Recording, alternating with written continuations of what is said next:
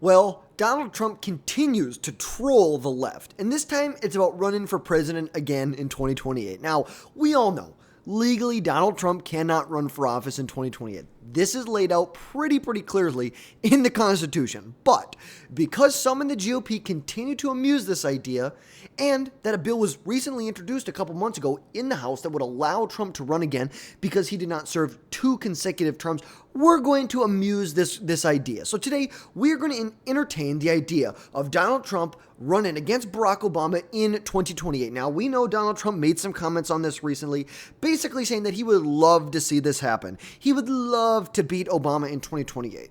Now, we know this is not going to happen, but it is an idea that is at least worth considering. So before we get into it, drop down below, hit that subscribe button, make sure you don't miss another video from us again in the future. Now, we are going to start off with the proposed amendment to the 22nd Amendment to allow Donald Trump to serve a 3rd term. This was introduced by Representative Andy Ogles from Kentucky, and this is what it would state. This is what it states in this amendment. Quote, "No person shall be elected to office of the president more than 3 times, nor be elected to any additional term after being elected to 2 consecutive terms. And no person who has held the office of president or acted as president for more than 2 years of a term, which some other person was elected president, shall be elected to the office of the president more than twice." So basically what this means, as long as you don't serve 2 consecutive terms, or you don't serve a term that you don't serve out the term of another person who was elected more than 2 years, then you can't run. But if you serve 2 consecutive terms, we want to allow you to run for a 3rd term. So you would then serve 1 non-consecutive term, 2 consecutive terms, if that makes sense. Now, we know this would require a constitutional amendment. This is 2/3. You need 2/3 of the support of the legislator. That is not going to happen. Let's just get this out there to begin with. That will not happen. Maybe if they just said you can run 3 terms, because under this, the way this is written, Barack Obama would not be able to run in 2020 if this passed. But I think if you saw it where you could see anyone run for a 3rd term, I really think that not a lot of Democrats, don't get me, I'm not saying there's going to be like 10 or 20% of the party's going to all of a sudden support this. But I think there may be a senator or 2 and a handful of representatives in the Democrat Party who really consider this. They are really going to mull with the idea that Barack Obama could run in 2028. They love the idea of Barack Obama running in 2028. But we're going to entertain this idea today, and we are going to look at an electoral map. Who would win, Donald Trump versus Barack Obama? So we're going to start off with, just right away, we're going to start off with a lot of the safe states. We're going to go through. So obviously, Washington, Oregon, California, these are going to be safe states for the Democrat Party. Hawaii, safe state for the Democrat Party. New York, safe state. Vermont, Connecticut, New Jersey, Delaware, this New England, up this kind of elitist area of the country, it's pretty blue up here. These are really the safe states for the Democrat Party, not just ones that they're probably going to win. These are some of the safest seats that they're going to have. Now, for Donald Trump, we know it is going to be a very safe race in places like Utah, Idaho. It's like, not Colorado. Definitely not Colorado is not going to be safe for Donald Trump. But let's go through and see. I think all of these would be, so we'll just start here. And actually, I think Ohio would be as well. And so we're going to discuss a couple things here. The first thing that we need to discuss is where Barack Obama got a lot of support in 2008 that I really don't think he's not going to get that as much support from. Barack Obama was able to sew together a coalition of voters in 2008 that allowed him to win an election that looked like this. He won in places like Ohio by 4 points, Indiana by a point. He's winning places like Minnesota by 10 points, Wisconsin by 13, Michigan by almost 17 points, Pennsylvania by 10 points, New York by 26, California by 24. He even won the state of Florida by a modest 3 points. Won the state of North Carolina roughly, very, very, very close. It's like, look at this. Look at this here. And then, compare this with Trump's victory. Look at Obama. Even from Obama 08 to Obama 2012, it's like you can clearly see there's a shift towards the Republican Party, even in 2012. Look at places like Nevada, where Barack Obama won by almost 7 points. It was a very different world we lived in 2008. We were going into a recession. Americans were tired of 8 years of George Bush, of the Republican Party, of warmongers like Dick Cheney. They were tired of that. They wanted something different. They wanted something fresh. You saw Barack Obama winning 95, 96, 97% of black voters. Not only was the percentage of voters that Barack Obama won in the African American community, the actual turnout was insane. It's like compared, in 2008, African Americans made up 13% of the electorate. That was up from 11% in 2004. You look at young voters. Barack Obama won young voters, 66% of all voters, 18 to 29. A huge increase. We're seeing a 12% increase from 2004 when John Kerry, who lost this election here, John Kerry lost this election. Right here. John Kerry lost this election. John Kerry, look at this. Kerry only won the state of California by 10 points. Oregon by 4? Wisconsin barely won the state. Look at this. New Mexico went for Bush. Colorado went for Bush. Nevada went for Bush. Look at it. And now, kind of surprising, Iowa's closer than you might expect. But look at this. Gore won Iowa initially back in 2000. But fast forward to 2008 here. Young voters who are historically low propensity voters. These are voters you cannot rely on. They are not deeply integrated with the political systems. They are not waiting to vote, at least at this time in history. They were very low propensity voters. This demographic was energized by the Obama campaign. Barack Obama ran on hope, change, and really, you could say he was the first president to really lean into digital outreach on different social media sites. Barack Obama really leaned into that. You can see there was a lot of similarities between what Donald Trump did in 2016 and what Barack Obama did in 2008. Now, Barack Obama went on to be one of the most divisive, racially divisive. If you want to look at it by class, the middle class versus the upper class, the lower class versus the upper class, the rich versus the rest. Obama exploited those divisions. He fueled those flames, the fires of division. He fueled them in ways that were horrid for our country. For using the education system, the Department of Education. You want to talk about why I want to dismantle the Department of Education? Let's talk about what Barack Obama did while he was president. Barack Obama, while he was president, basically sent out this letter. It's called a Dear Colleague letter. It's basically a letter that can be sent out to other institutions saying, hey, we believe, or we have reason to believe, that you're in violation of the law. We're sending you this letter as a courtesy. If you don't do something, we are going to take legal action against you.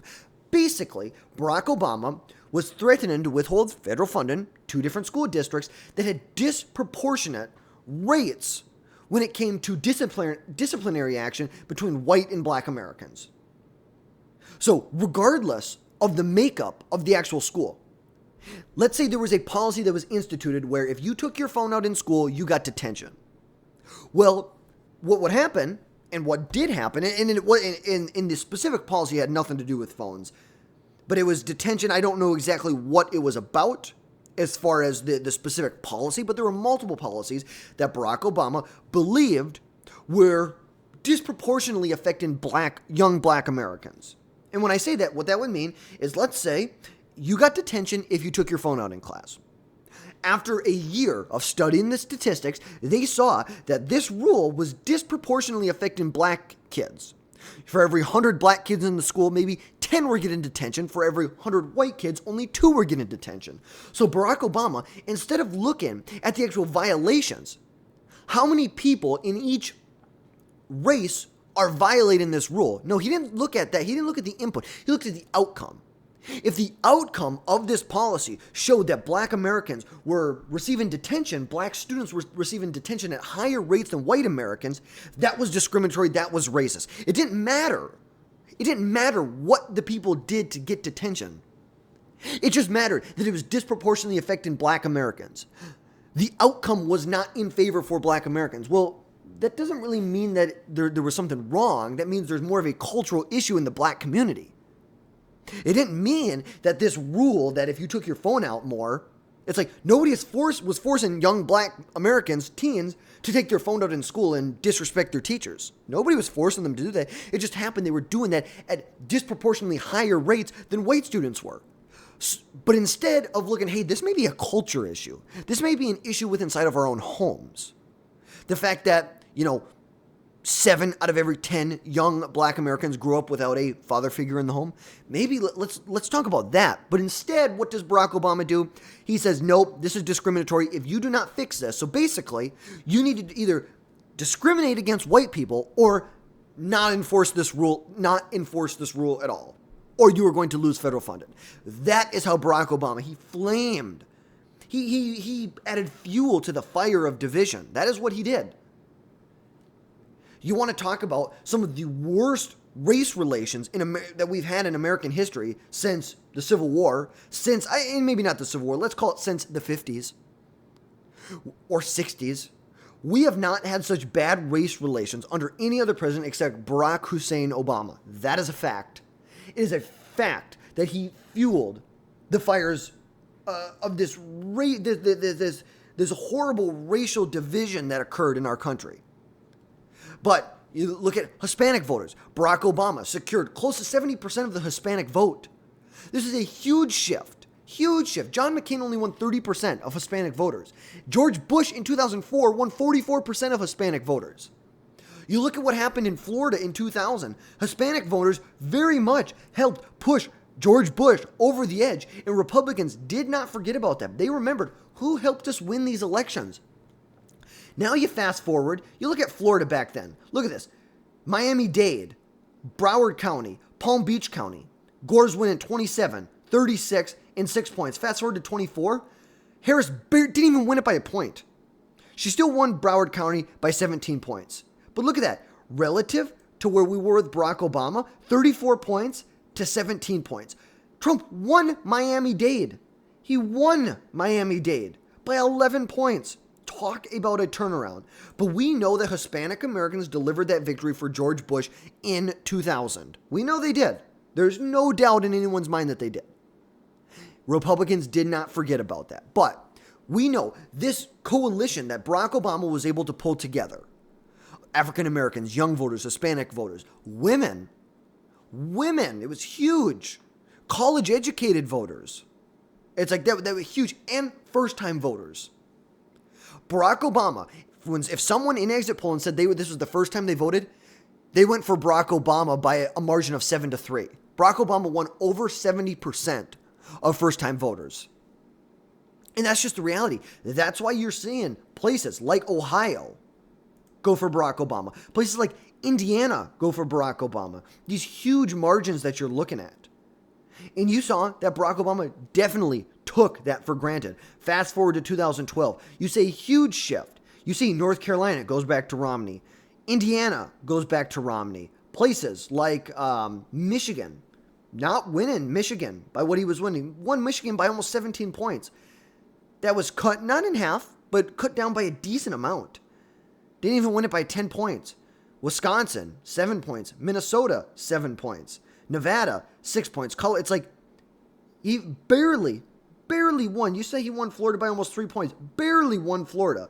And then we know that after that, it was basically game over in Florida, that Florida became this Republican stronghold through President Trump and really America's governor, Ron DeSantis, who turned this from a very purple state into a, Republican plus 20-point advantage.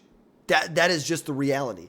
You even saw Barack Obama making inroads with voters in places you wouldn't even imagine. Places like West Virginia. West Virginia only went for McCain by 13 points. Fast forward to 24, this is a Trump plus 41 state. Barack Obama, regardless of if he won the state or not, made inroads in these places. He made inroads in urban areas, suburban areas, the Northeast, the West, the Midwest, the South, everywhere. He seemed to make inroads with these coalitions. Barack Obama's coalition flipped 9 states that Bush won in 2004. Colorado, Florida, Indiana, Iowa, Nevada, New Mexico, North Carolina, Ohio, and Virginia. Look at this. Bush won Virginia by 8 points. Barack Obama went and won it by 6. Look at Iowa. Iowa, barely for Bush, but then turns around, votes for Obama by almost 10 points. That was the big part. That was a huge part. But where, if you're looking at a 2028 matchup, where is Barack Obama not winning? Barack Obama is not winning in places like Indiana or Ohio. We know that for a fact. He's just not winning. Just like Donald Trump probably is not going to be winning in a place like Virginia. I believe that if Obama was on the ticket, Virginia would be more blue than it was in 24. Harris only won the state by 5 points. Biden won it by almost 10 previously. I think with Obama, I think Virginia goes closer for the Democrats. Same thing with New Mexico and Colorado. I think Colorado is a deeper blue state. But I think in places like Colorado and New Mexico might move towards President Trump a little bit more, especially when you consider the Hispanic voters that are in the states. But you look at where the real Hispanic voters are, where the big mass bulk of them are. They're in places like Arizona and Nevada. And I believe that Donald Trump would win Arizona and he would win Nevada. This is not 2008 anymore. And even in 2008, I don't think Barack Obama won Arizona. McCain still won it by 8.5 points. Fast forward to 12, Romney won it by a little bit bigger margin. Arizona went closer under Trump, and it flipped for Biden, but I definitely think that was a fluke. There was a lot of things with COVID that was going on. I really think that was a fluke. I just don't see the Democrats winning in places like Arizona and Nevada like they won in 2020, or even like Nevada like they won in 2008.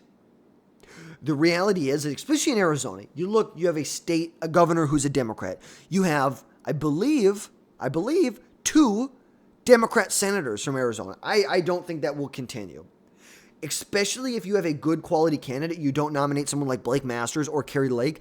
I really think that's when you have a good, strong Republican coalition in those states. You look at places like Arizona. This is something that is going to go for President Trump. Same thing with Texas. The blue Texas dream is dead. Let's just put it out there. The blue Texas dream is dead. It's not going to happen. Simply just is, it's just not going to happen. I definitely see Donald Trump still winning Maine's 1st congressional district, while the 2nd congressional district, while Democrats win Maine's, their at-large votes and their 1st congressional district.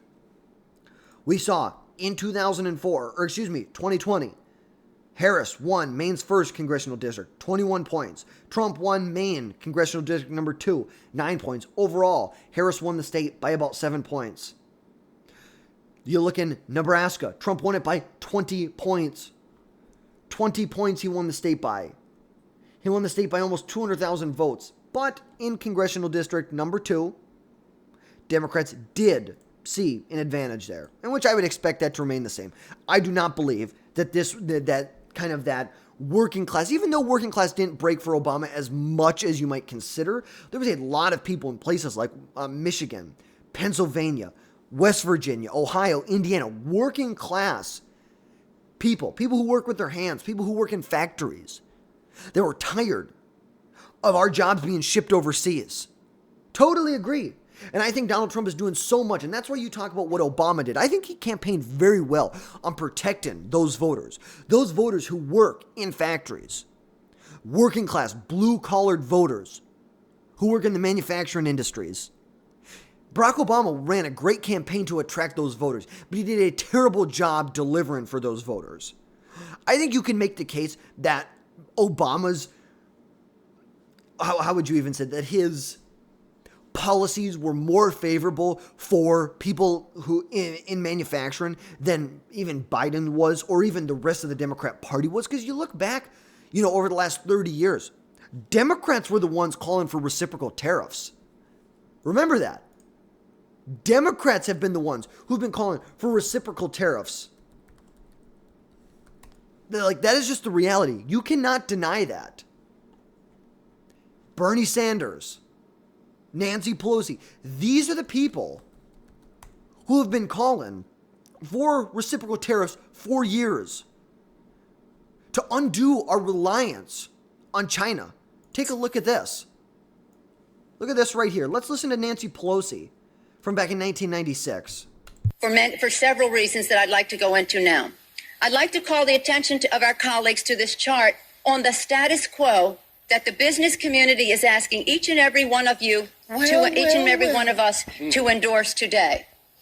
Right now we have a $34 billion trade deficit with China, the 1995 figure. It will be over $40 billion for 1996. Since the Tiananmen Square massacre, this figure has increased 1,000%, from $3.5 billion then to about $34 billion now.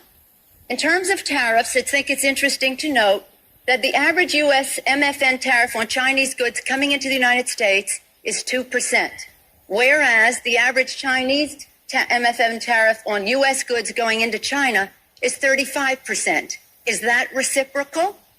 On exports. You know, Nancy Pelosi, I can't believe I'm saying this, hit the nail on the head. She knew exactly what she was talking about there. Yes, I don't think we should fixate just on a trade deficit. We should absolutely look at it holistically. But ultimately, if we are going to have lower tariffs, we also need other countries, we need better trade deals. And if that means they're going to buy more products, even if it doesn't erase the deficit or the trade deficit, even if it erases part of the trade deficit, we are a huge economy. We import a lot of crap. We import so much from other countries. If we decided to turn it off, would it hurt Americans? Absolutely. Is it going to hurt the other countries 1,000 times more? You're dang right it will. 100% will. And that's why places like Indiana, Ohio, West Virginia, Kentucky, places where blue-collared workers are, you are not going to see the Democrats make inroads in these states. Not a chance. You look at Iowa. Do you really see Iowa going for the Democrats again? I don't think so. Donald Trump won the state by 13 points, won it in 2012 by 8, in 2020, won it in 2016 by 9 points. Let's go back to when Bush didn't even win Iowa. Then he won it barely, and then Obama won it by 9 points. Obama won it by 5 points, and then it's really become Trump country. And we know that. That is just a reality. Democrats are not going to win in Iowa like that. They're not going to win a presidential election unless the Republican Party just goes off a cliff and the Democrats all of a sudden decide to come to reality and stop promoting people like Jasmine Crockett or AOC. Sorry, I did not mean to turn that. That is not an indication that I think Montana is going to be any closer. I just accidentally hit it. But until they stop promoting people like that, or like Maxwell Frost, these radical, crazy Democrats who espouse some of the worst policies espoused by the Democrat Party at large. They're promoting the worst of the worst. That will be the demise of the Democrat Party. That will be the destruction of the Democrat Party. In places like Minnesota, I think it's going to be closer than the Democrats want to believe. I really do.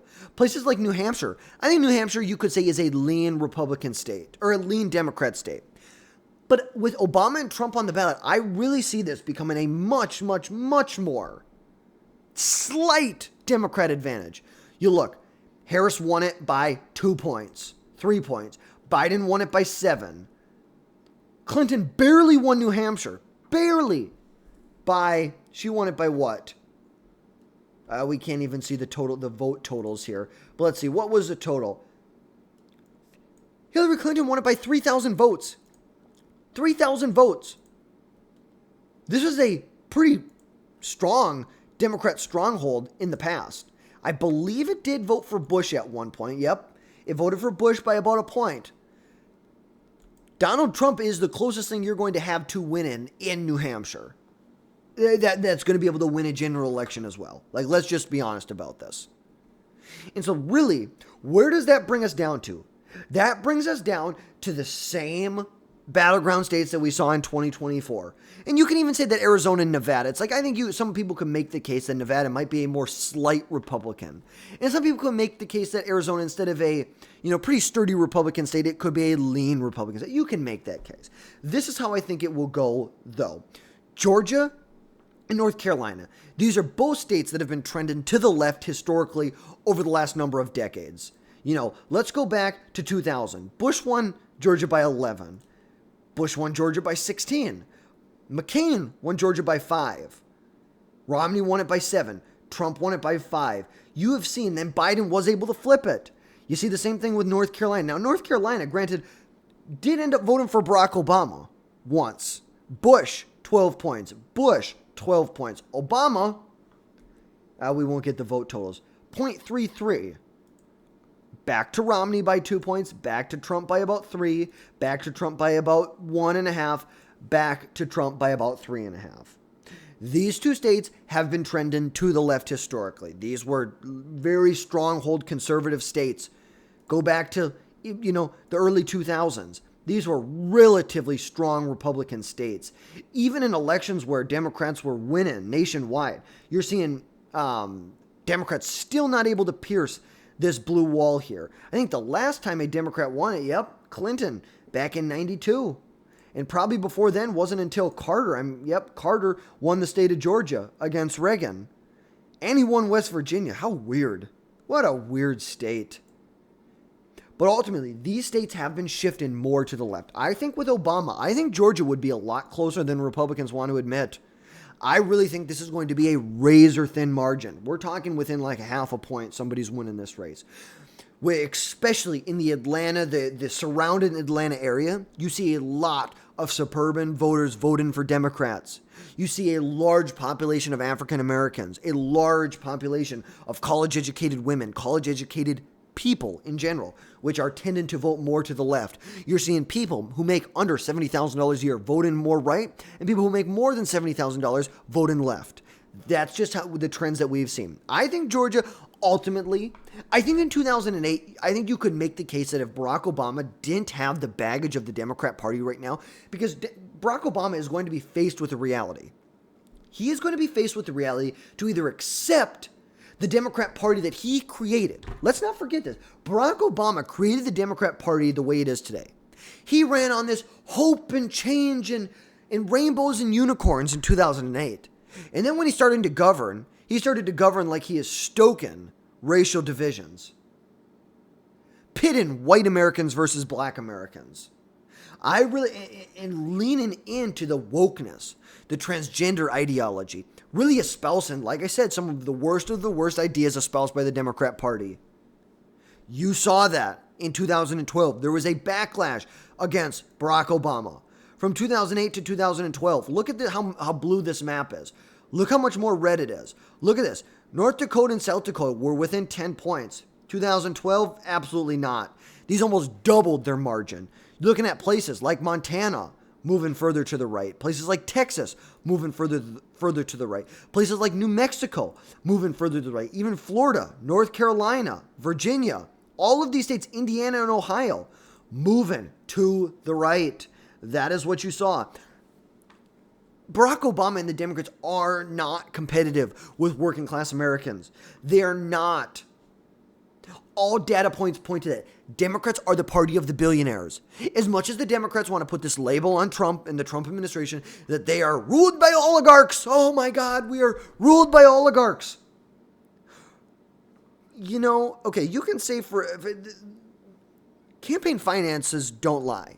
For every one billionaire that donated and backed Donald Trump publicly, almost 3 backed Harris publicly. When you're looking actually at how the support goes, it's basically like 1 in 5. For every 1 billionaire, there's 4 that are supporting Harris. Don't give me the bullcrap that Donald Trump is for the oligarch. No, he's not.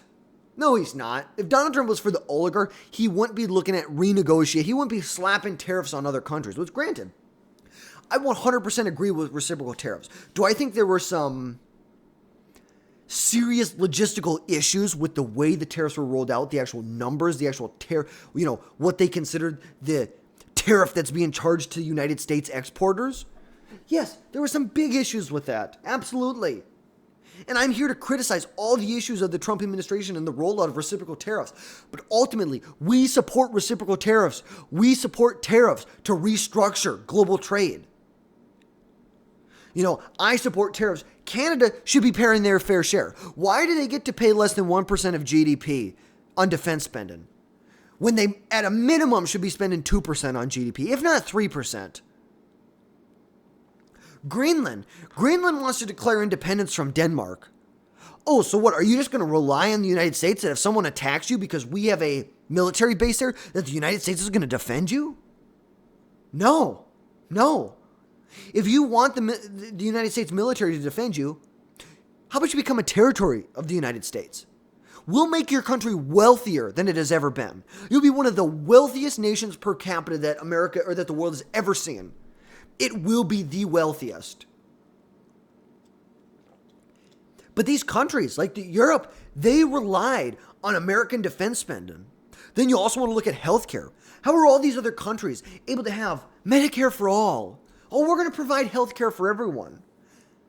And and let's look at it. In a Medicare for all, healthcare is a human right, which I totally disagree with the idea that healthcare is a human right. It is not. You do not have a right to someone else's services. You don't. You don't have a right to someone else's goods or the patents that they have on drugs. You don't. It's like, it would be awesome if everyone had healthcare, access to healthcare. But I think you can make the case that in a national healthcare system, that emergency procedures, you break your arm, you break your foot, you break your leg, you get a concussion, those emergency room visits, I think you can, there's a good case to be made that the care when it comes to emergency room visits like that is much better, and there's no cost. There's no cost at the time. They forget that they pay for it in the taxes that they pay, but there is no cost. But when it comes to issues like cancer, when it comes to knee replacements, when it comes to getting a transplant, people are dying waiting for that. That is why people, when they have aggressive forms of cancer, they're coming to the United States. They're coming to the Mayo Clinic in Minnesota. They're coming to the United States. And let's not act like the American healthcare system is this great thing either. It sucks. I just think it sucks for the reasons that a lot of people don't think. I think it sucks because the government's got their hand in it. The government's got their hand saying, well, insurance is there to carry the risk and the burden that is associated with that risk of an unforeseeable event occurring. You get in a rare form of cancer is something that it's a risk that is unforeseeable. Sorry, I just hit the microphone. It is something that's unforeseeable. And health insurance is there to take care of it. But that's not what health insurance in America is. Health insurance is more like a maintenance. It's a maintenance policy. It's kind of a quasi-maintenance insurance policy. Why is it that why do I get free doctor's visits with this health insurance policy? I should be able to walk into a doctor's office and say, hey, I want an x-ray. How much is it going to cost? I should be able to walk into a doctor's office and say, I need a physical. I don't even care about insurance. Well, that. They should have prices. Because competition between different doctor's offices will bring costs down. That has happened with literally every single thing that has been invented. Look at electricity. Electricity cost tens of thousands of dollars 200 years ago to get in your house. Which that was like what you made in like 20 years. You made like $1,000 a year if you were lucky. If that. Now all of a sudden electricity is a given. That is what capitalism does. Capitalism innovates. These inventors create things. Then capitalism takes this thing and through competition makes it widely available to the masses.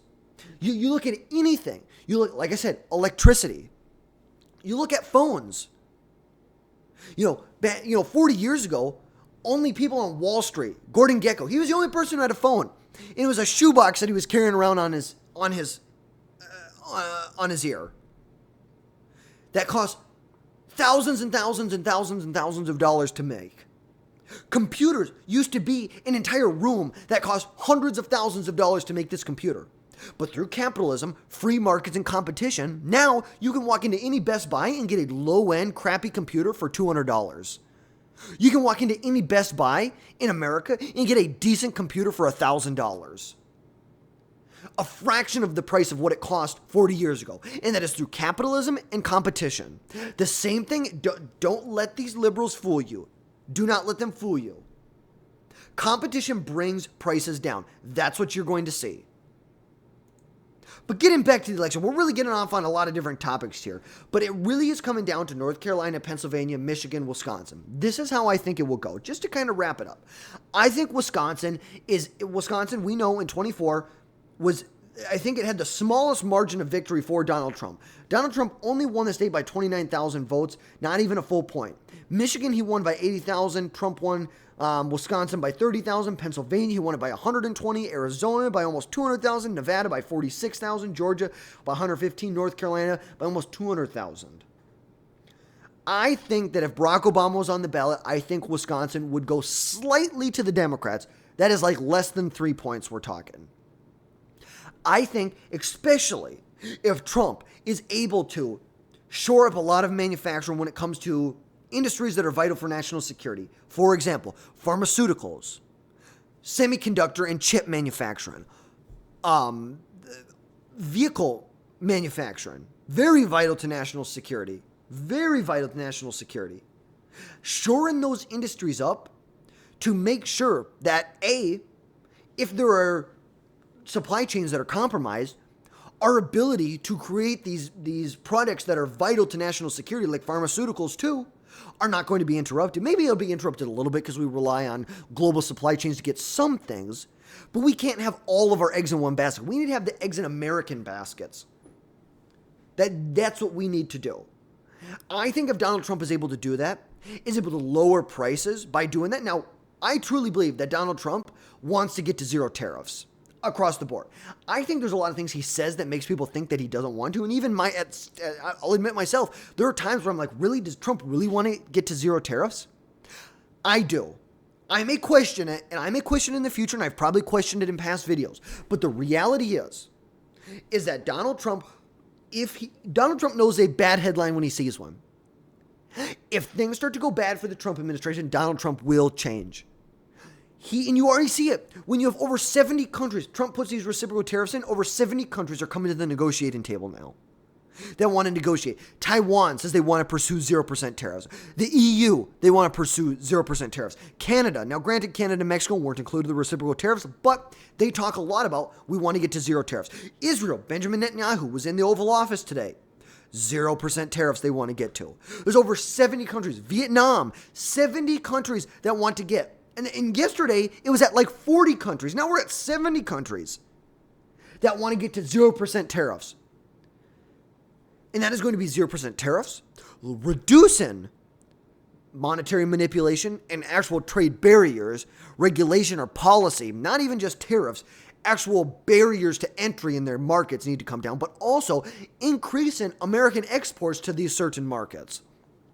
I think there are plenty of places, for example, like Australia, like Canada. Why are there places where there are American products? We are the shining light on the top of the hill. Why are our products not allowed to go into other markets? We buy we import so much from other countries. But then when it comes to exporting our products, they get all defensive about it. No. We're the United States of America. We buy so much crap from you. And you guys do a lot of stuff for us. Don't get us wrong. You do a lot. But ultimately, we do more for you than you do for us. In return, we're going to ask that you buy more American products. Create more competition in America. When people see that there's a higher demand for American products, business owners are going to invest money. This is how capitalism works. And if that happens, I really believe that Michigan is going to be a lean red state. Pennsylvania will be a lean red state, and same thing with North Carolina. This is my official final projection, 2028, Barack Obama, Donald Trump. This is the election. This is where I see it happening. And if there is some defections, where do I see those defections happening? A defection, Georgia. I think Georgia could easily be a defection. Very easily. And to be honest with you, and I should probably correct this map here. I see North Carolina, Michigan, or Pennsylvania having a higher chance of going for Barack Obama than places like Nevada or Arizona. That's just the reality of where I'm at. That's how I see things. It is very fun to think about these ideas that, Donald Trump, but the reality is this is not going to be a matchup that we see happen. It's just not going to happen. It's fun to think about, great, dandy, peaches and unicorns, great. It's just not going to happen. But this is where it's at. This is my final prediction. Barack Obama, Donald Trump. Don't forget, that's going to wrap this video for today. I really appreciate it. If you made it 40 minutes into this video, God bless you. Honest to God, God bless you for sitting and listening to this whole time. Yeah, I honestly mean it. And I really appreciate you sticking around this long, listening to my insights, my thoughts on this. I do believe that I can bring a lot of value to the political commentary niche. And I get it. There's a lot of people. But don't just listen to me. Listen to a lot of people. You shouldn't be, tunnel vision, I guess, with what you listen and read to with one person. Read Democrats. I read MSNBC. I listen to MSNBC. I listen to CNN. And when I do it, it just affirms what I feel on the inside. The views and the policies that I espouse are affirmed when I listen to MSNBC. And I feel like I can counter the ideas of these far left radical liberals so much more. But I really appreciate you sticking around this long. That's going to wrap things up for today, folks. We will catch you next time. Drop down below. Hit that subscribe button.